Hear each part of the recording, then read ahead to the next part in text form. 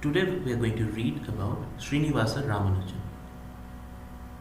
This is an extract written by C.P. Snow.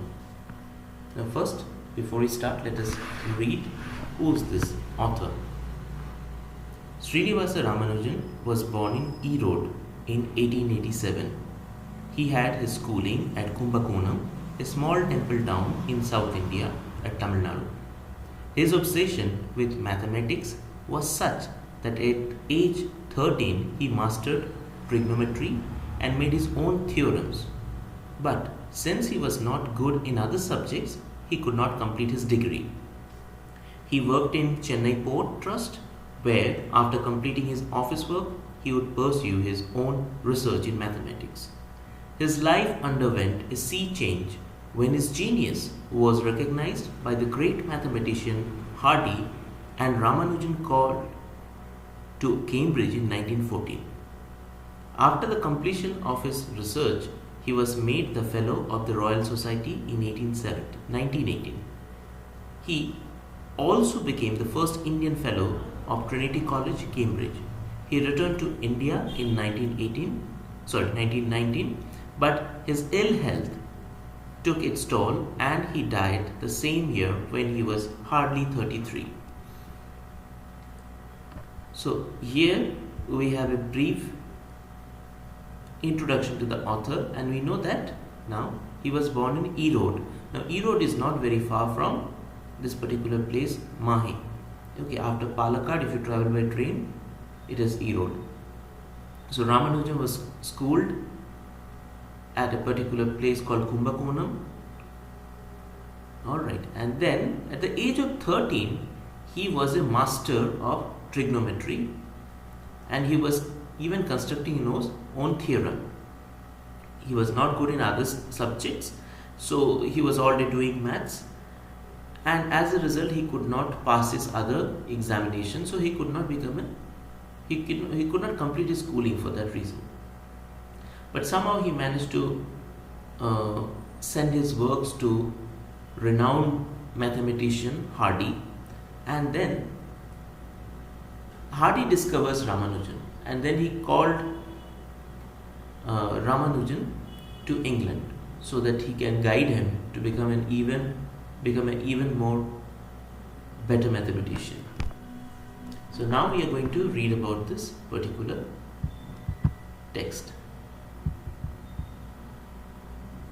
Now this particular text which you are going to read is taken from a book called Variety of Men by C.P. Snow, and this passage of Ramanujan is part of this biographical sketch. Biographical means life. Okay, so life writing of the mathematician Hardy, and it tells how Hardy discovered Ramanujan. Ramanujan had sent to Hardy some of the theorems without proofs. So as you know, you must have seen in your geometry classes that every theorem has a proof. Okay, and then you come to a conclusion. Alright, say for instance, the area of a triangle. Okay, it has a particular formula, and you arrive at it by solving a particular theorem, and you can prove it. But many of the theorems that Ramanujan proposed, it had no proof. Okay. Anyway, so Hardy recognized that this person is a genius, and then he called him to Cambridge. And Hardy and Ramanujan together produced 5 papers in the sense 5 essays of highest class. They were of extremely high quality mathematics. Now let us start reading this.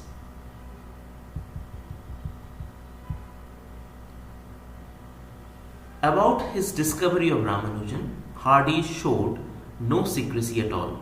It was, he wrote, the one romantic incident in his life. Anyway, it is an admirable story, and one which showers credit on nearly everyone with exceptions in it. So Hardy says that this is one romantic thing that has happened in his life, that he has loved, and that was this discovery of Ramanujan. So what happened? One morning, early in 1913, he found, that is Hardy found, among the letters of his breakfast table, a large untidy envelope decorated with Indian stamps. When he opened it, he found sheets of paper by no means clean, on which, in a non-English script, were line after line of symbols. So he receives a postage, he receives an envelope containing dirty papers, okay, with equally badly written, untidily written some symbols, okay, and then Hardy glanced at them without enthusiasm. He just had a look and he was not at all enthusiastic, thinking that there might not be anything useful. He was by this time at the age of 36, and Hardy is at this age 36. He is a world famous mathematician, and he had discovered are usually exposed to crimes. And he has found out that most of the mathematicians, the world class mathematicians that he has come across, they are exposed to crimes. That means they are cranky people, some kind of craziness they have. He was accustomed to receiving manuscripts from strangers. Manuscripts means unpublished papers, handwritten, typewritten papers which are not printed or published. Those are called manuscripts.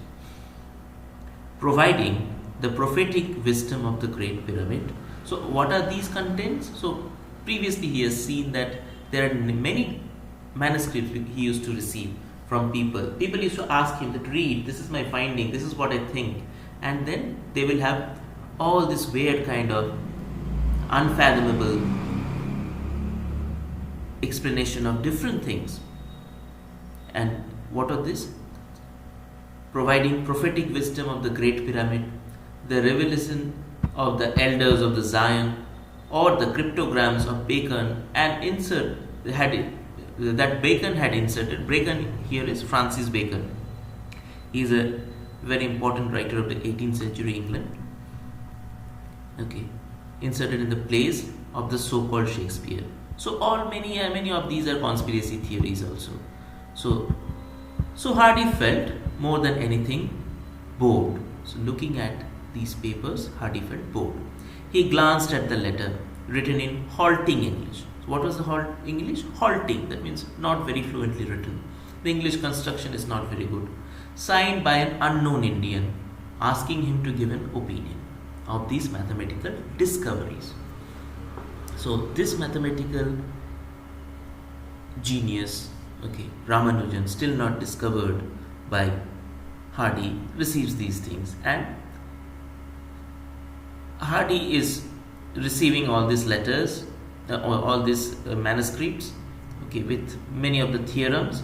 And what is the purpose? Ramanujan has just asked for his opinion. What do you think about my discovery?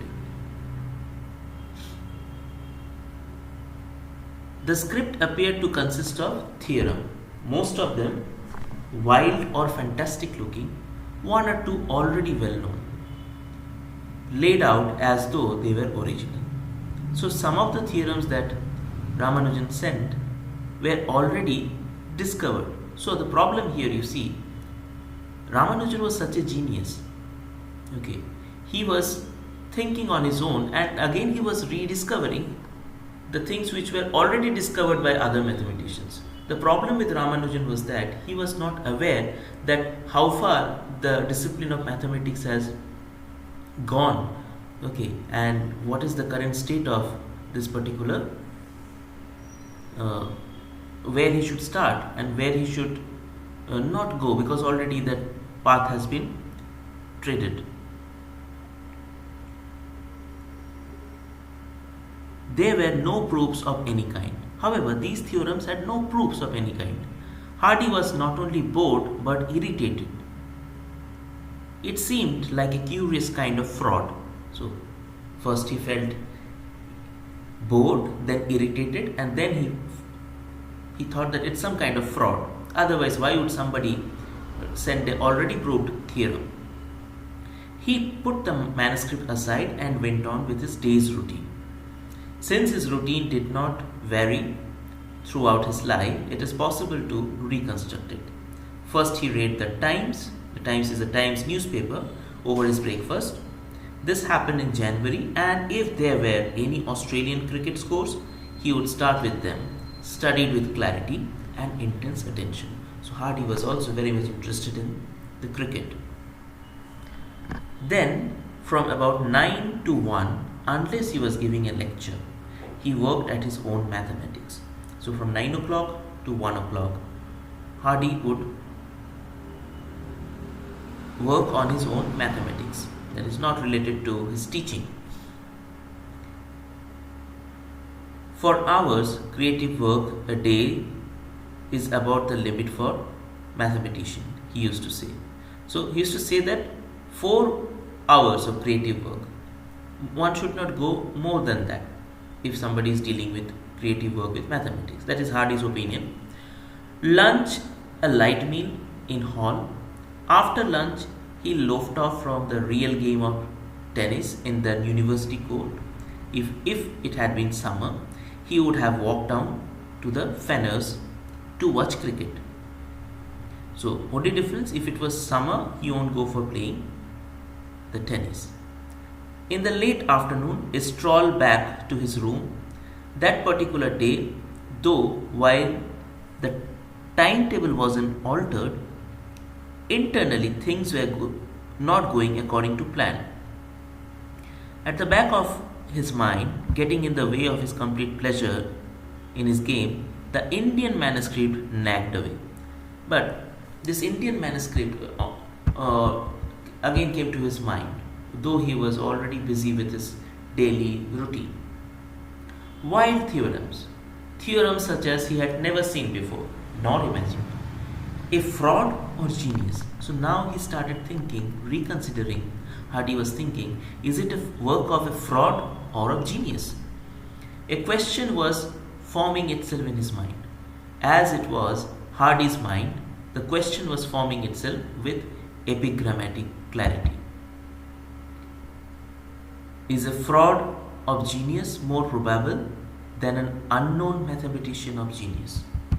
So he was thinking which is possible, because he's a mathematician. So now he is thinking in terms of probability. Clearly the answer was no. Back in his room in Trinity, he had another look at the script. He sent word to Littlewood, probably by messenger, certainly not by telephone, for which, like all mechanical contrivances including fountain pens, he had a deep distrust that they must have a discussion after all. So Hardy sent a message to another person, Littlewood. Okay. And Hardy, this is the one character of Hardy, he was not so much bemused with the mechanical intervention, like he didn't like the use of a fountain pen or even the telephone. So when the meal was over, there may have been a slight delay. Hardy liked a glass of wine, but despite the glorious vistas of Allan St. Aubyn, which had fired his youthful imagination. Now Allan St. Aubyn is a type of liquor or wine which he was drinking, and that has had fired his youthful imagination.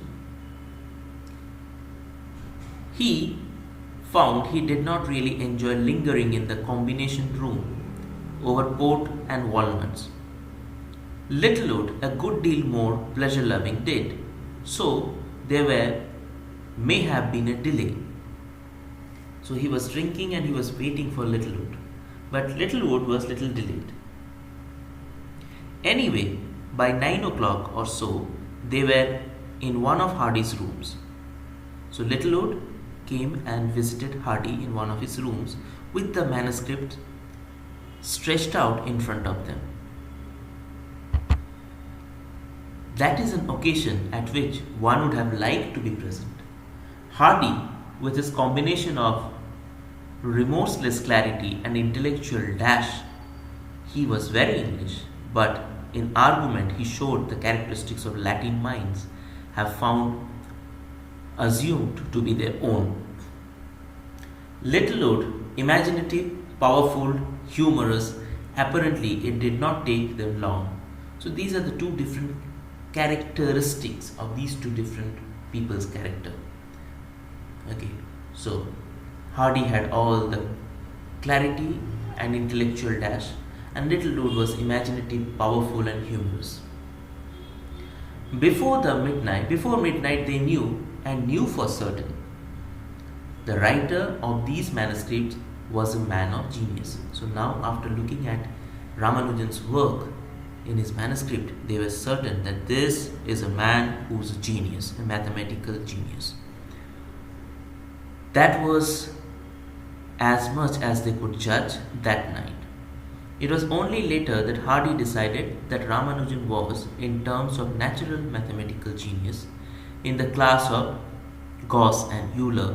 Gauss and Euler were other mathematicians, but that he could not expect because of the defects of his education and because he had come on the scene too late in the line of mathematical history to make a contribution on the same scale. So he understood that this man is a genius, no doubt with that, but not like other ancient, people like Gauss and Euler. And this person also had some flaw.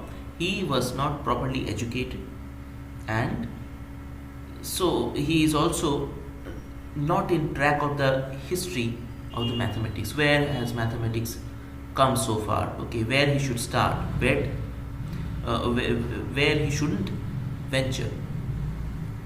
So it all sounds easy, the kind of judgment great mathematicians should have been able to make. But I mentioned there were two persons who do not come out of the story with credit. Out of chivalry, Hardy concealed this in all that he said or wrote about Ramanujan. The two people concerned have now been dead. However, for many years, and it is time to tell the truth, it is simple.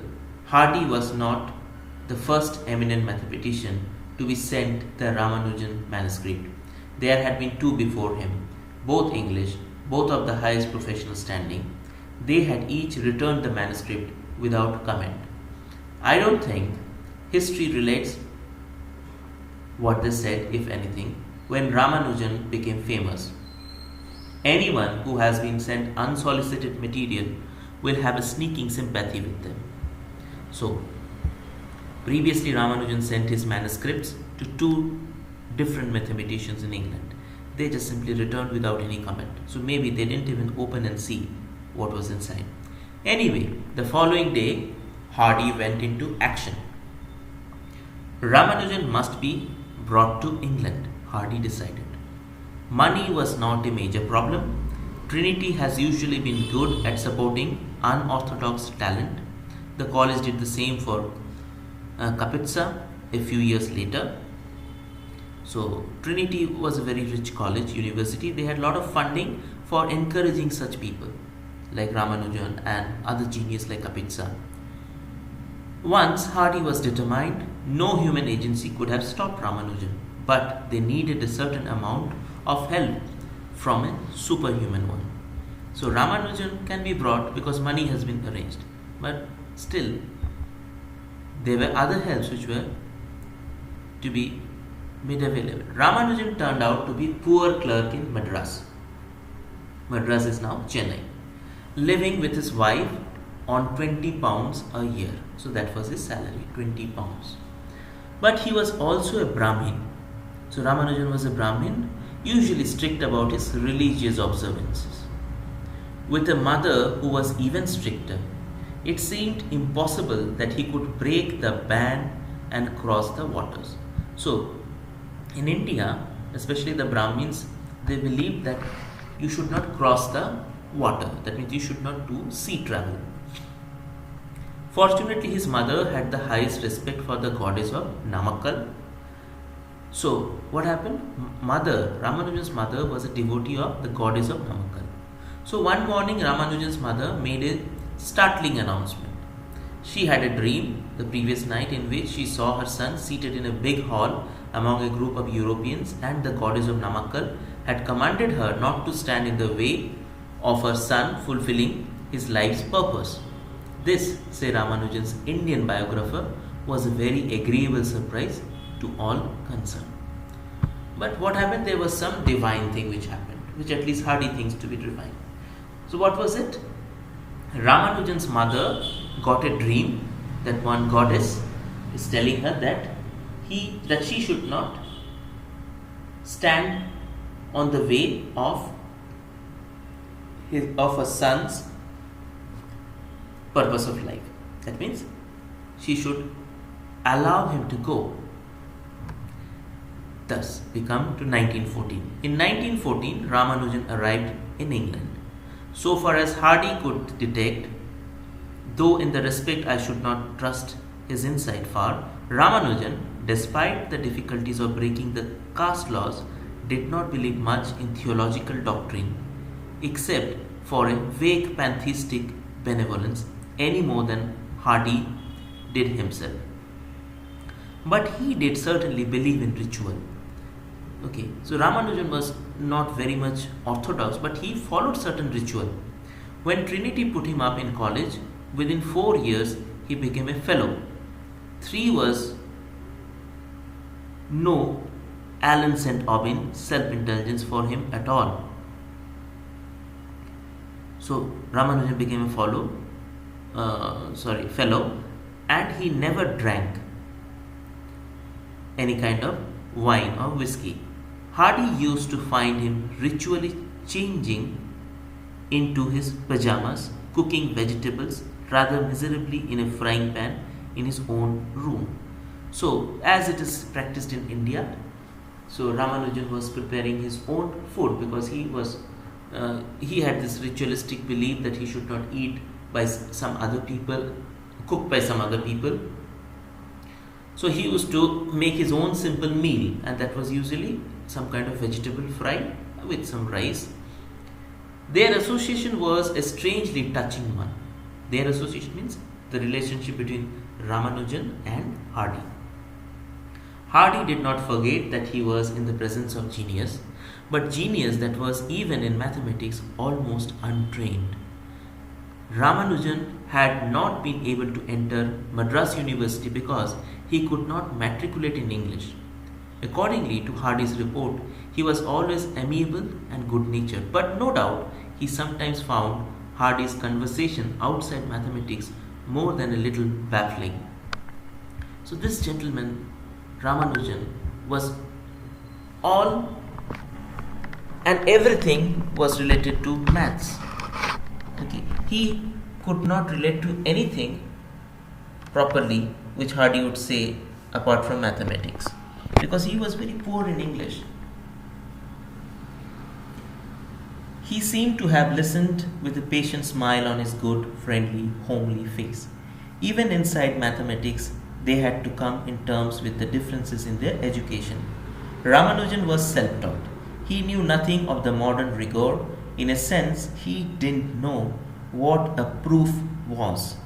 In an uncharacteristically sentimental moment, Hardy once wrote that if he had been better educated, he would have been less Ramanujan. That means, if he would have been a trained mathematician, he would have done all the work in a particular way that a trained mathematician is supposed to do. But it was a benefit that he was not trained to be a mathematician. So that's why he was a genius of his own. Coming back to his ironic senses, Hardy later corrected himself and said that the statement was nonsense. If Ramanujan had been better educated, he would have been even more wonderful than he was. So later again, Hardy also said that, no, I want to correct myself. I think if Ramanujan would have been better educated, he would have perhaps been an even better mathematician. If Ramanujan had been better educated, he would have been even more wonderful than he was. In fact, Hardy was obliged to teach him some formal mathematics, as though Ramanujan had been a scholarship candidate at Winchester. Hardy said that this was the most singular experience of his life. what did modern mathematics look like to someone who had the deepest insight but who had literally never heard of most of it. So Hardy was teaching him some modern mathematics of that time, and he said that it was quite a unique experience because he was teaching a genius a language which was unknown to him, which otherwise, even knowing that, he is very adept in using it. Anyway, they produced together 5 papers of the highest class, in which Hardy showed supreme originality of his own. More is known of the details of this collaboration than of the Hardy Littlewood one.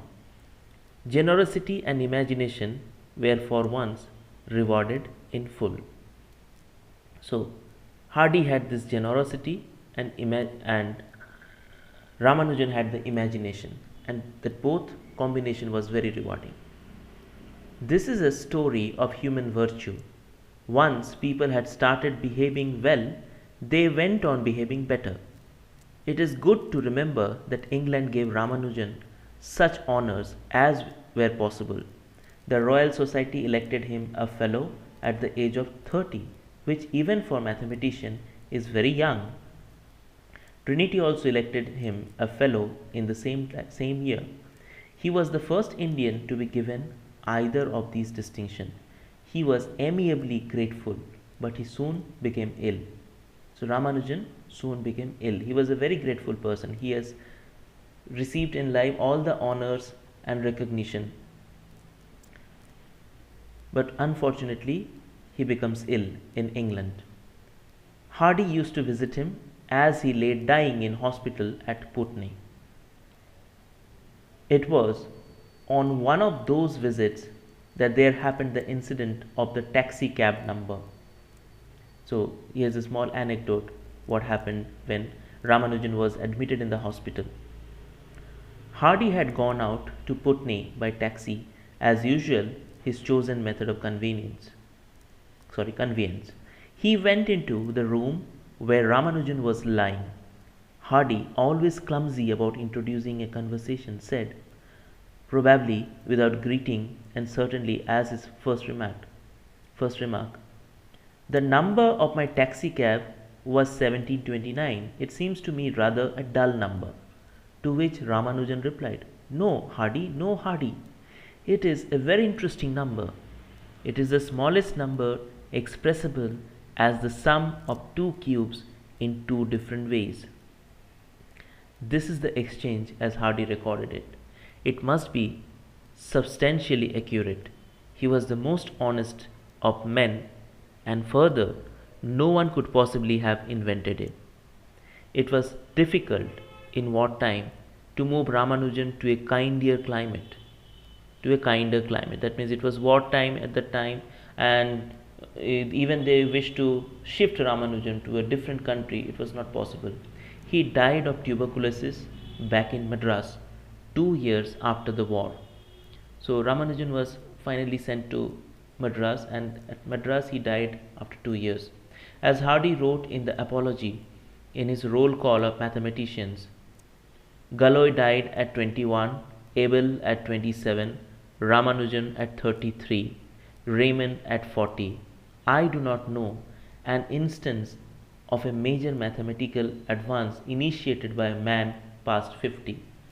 So this was the observation of Hardy. He said, he gave a list of all this genius of mathematics, and he said that I have never known any mathematician who has done something extraordinary after they have crossed the age of 50. So if you are a genius in mathematics, you must have done it before you have attained the age of 50. This is what was the opinion of Hardy. So here we come to the end of our chapter, end of our passage that we were reading.